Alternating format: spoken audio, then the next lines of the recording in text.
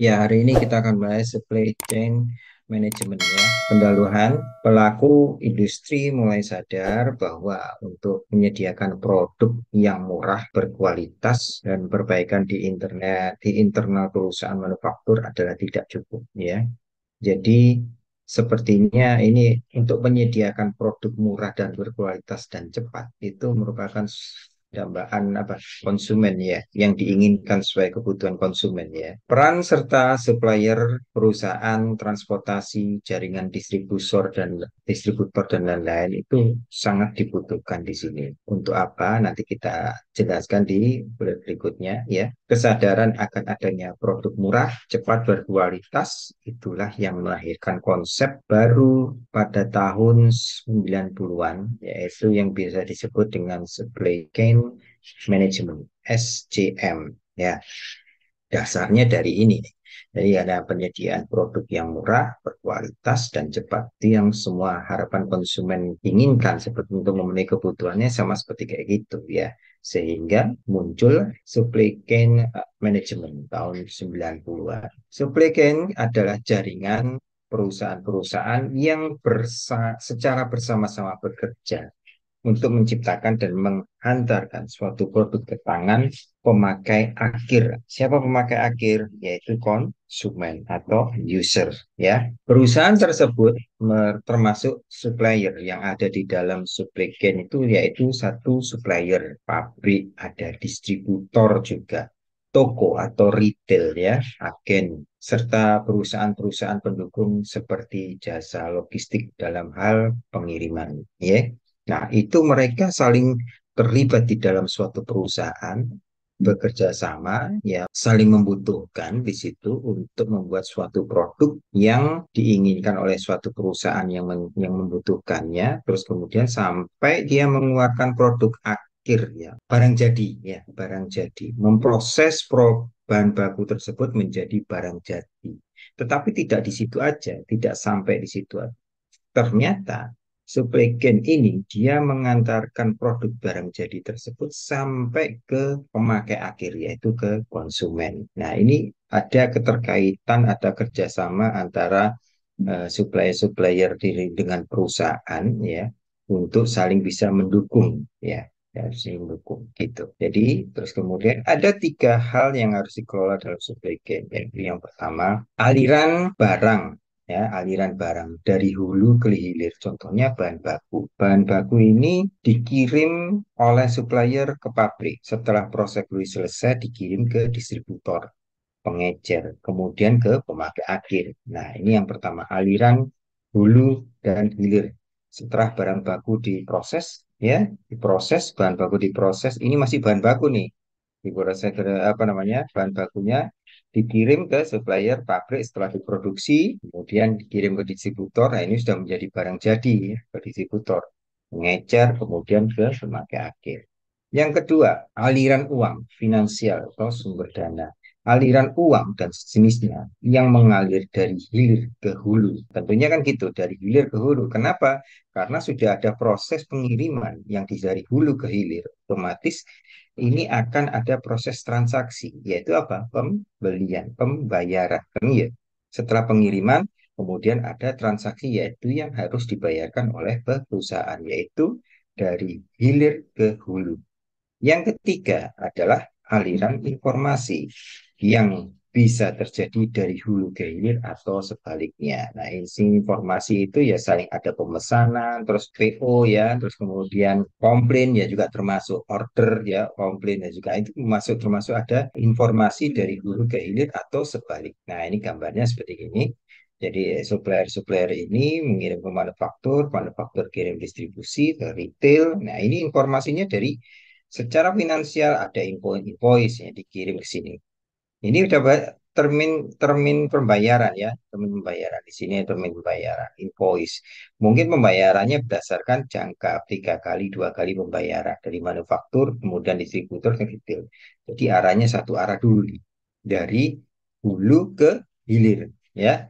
Nah, terus kemudian di sini ada finansial kembali lagi ke depan karena Di sini retail akan membayar ke distributor, distributor ke manufaktur, ya, pabrik, terus kemudian pabrik juga akan membayar bahan baku ke supplier dan sebagainya. Ini arusnya dari mana? Ini keuangan dari hilir ke hulu. Ini hilir, ini hulu. Ya, jadi kembali ke mereka terkait dengan finansial.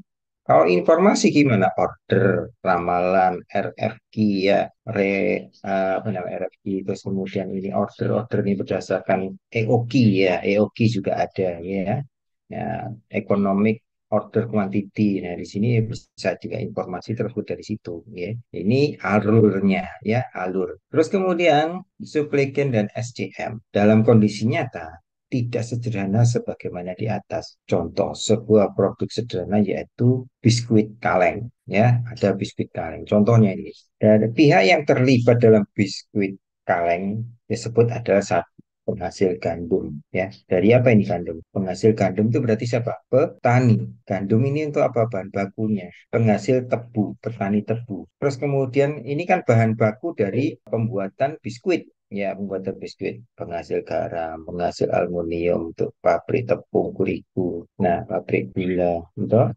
distributor garam juga. Ini yang terlibat semua dalam proses produksi, pemenuhan kebutuhan bahan baku. Pabrik biskuit, ya ini yang pembuatnya. Kemudian setelah dibuat di pabrik biskuit, ya ini biskuit kaleng, ia akan menyalurkan biskuit itu melalui distributor biskuit. Kemudian dijualnya di supermarket, ya penjual perusahaan, terus kemudian perusahaan transportasi dan pergudangan ini logistik. Nah, semua ini juga terlibat. Ujungnya apa? Ujungnya yaitu sampai ke konsumen atau pemakai, ya, konsumen, user, pemakai, sampai terjual barang itu. Nah, ini alur juga terlibat dari pembuatan biskuit, orang-orang yang terlibat atau unit bisnis yang terlibat dalam proses pembuatan biskuit kaleng. Nah, ini sistemnya seperti kayak gini. Satu, lima, ini kirim ke sini. Terus kemudian ini baru ke mana ini? Distributor ya, distributor ke agen retail. Kemudian baru nanti ke gitu ya. Nah, ini sebenarnya gini. Penghasil gandum, penghasil tebu, penghasil garam, penghasil minyak, penghasil telur, penghasil aluminium, ya. Kemudian dia kirim ke pabrik tebu, gula, dan selanjutnya ini seterusnya. Lalu ke distributor. Nah, ini kan pabrik terigu, pabrik gula, pabrik garam, mentega, distributor, kaleng. Ini kan diproses dari sini ya. Karena ada Pak aluminium apa? Ini kaleng kemasannya ya, permasalahannya penghasil telur untuk distributor telur ini proses produksinya ya, terus kemudian setelah jadi dia distributor mentega, garam, gula, distributor baru ke pabrik biskuit. Jadi ini dari hulu ke hilir gitu ya. Mulai prosesnya seperti ini dari hulu. Kemudian dia di sudah proses produksi pabrik biskuit tadi. Nah, ini barangnya sudah jadi, dikirim ke distributor untuk dipasarkan, kemudian dia distributor kirim ke supermarket. Supermarket nanti akan konsumen akhir, dia yang pemakainya di sini, ya, pemakainya. Nah, ini alur-alur dari supply chain manajemennya seperti kayak gini. Nah, ini yang produksi Pertamina ini bahan baku. Barangnya Pertamina ya, produk Pertamina. Jadi ya produsen peralatan bahan listrik ini, terus kemudian eksplorasi sampai distribusi ke SPU, SPBU, baru dia langsung ke pemakai, sopir atau pemilik kendaraan, gitu ya. Ini kalau supply chain adalah jaringan fisiknya, yakni perusahaan-perusahaan yang terlibat dalam memasok bahan baku, memproduksi barang maupun pengirimannya ke pemakai akhir. SCM adalah metode alat untuk pendekatan pengelolaannya. Ya. Pendekatan yang ditekankan dalam SN adalah integrasi dengan semangat kolaborasi. Sebagian manajemen tidak hanya berorientasi pada urusan internal, melainkan juga eksternal perusahaan yang menyangkut hubungan dengan perusahaan-perusahaan partnernya. Nah, ini tentunya suatu perusahaan tersebut mempunyai supplier-supplier yang tidak hanya satu, ya, pemenuhan kebutuhannya tidak hanya satu, banyak juga yang terlibat ya. Walaupun apa namanya bahan bakunya sama, tapi biasanya suppliernya ada satu atau dua yang untuk mensupport kebutuhan, karena kemungkinan kebutuhan pabrik atau perusahaan untuk proses produksi itu lebih banyak, sehingga supplier yang yang bisa menyuplai itu hanya kebutuhannya hanya separuh, sehingga harus punya alternatif supplier yang sejenis, ya, yang yang bahan bakunya sama tapi beda supplier. Nah, ini bisa digunakan sebagai pertimbangan, terutama pertimbangan masalah harga, ya, harga bahan baku yang ditawarkan, ya, ada yang ditawarkan, sehingga biasanya cari produk, tentunya ya perusahaan mencari yang supplier yang paling murah dan bisa pembayarannya bisa mundur biasanya kayak gitu ya, yang lebih fleksibel. Kemudian definisi, oh, ini nggak usah ini ya, perusahaan yang berada di supply chain intinya memuaskan konsumen ya.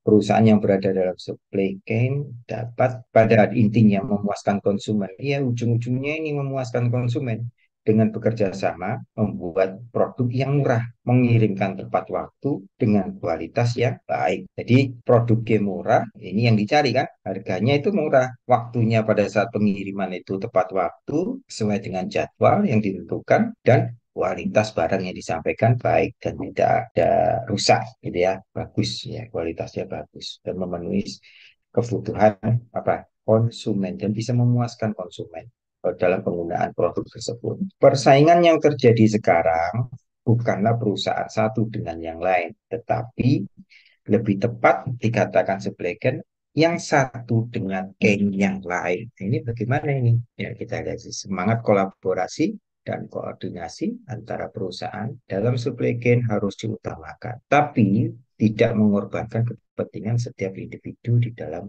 perusahaan. Idealnya hubungan perusahaan antara supply chain adalah jangka panjang sehingga tercipta kepercayaan dan efisiensi. Nah, ini yang penting ya di dalam bisnis itu adalah menciptakan hubungan kerjasama dalam jangka panjang. Itu yang penting. Bagaimana caranya ya? Harus terciptanya kepercayaan, trust ya, kepercayaan antara supplier dengan perusahaan ya.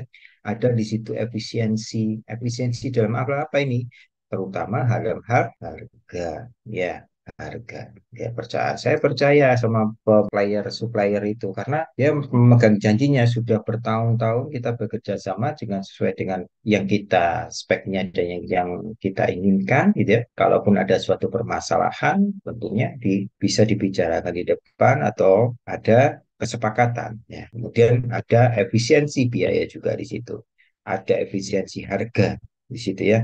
Efisiensi di sini ada efisiensi biaya, misalkan gini, harga yang dikeluarkan oleh supplier gitu ya, sudah termasuk ongkos kirim dari supplier ke perusahaan. Nah, ini merupakan sudah ada efisiensi gitu ya, memberi jaminan barang yang dikirim ke perusahaan itu merupakan barang yang bagus. Kalaupun ada suatu yang tidak sesuai dengan standar, tentunya perusahaan akan mengembalikan, ya, supplier memberikan garansi, yaitu apa? Mengembalikan atau meretur barang yang rusak atau reject dan sebagainya itu bisa dikembalikan. Nah, ini ada efisiensi biaya juga di situ dan rasa kepercayaan. Kalau nggak ada kepercayaan di sini ya tentunya hubungan antara kerjasama perusahaan dengan supplier ini ya jangka panjang. Nah, ini menciptakan hubungan perusahaan dengan supplier dalam jangka panjang.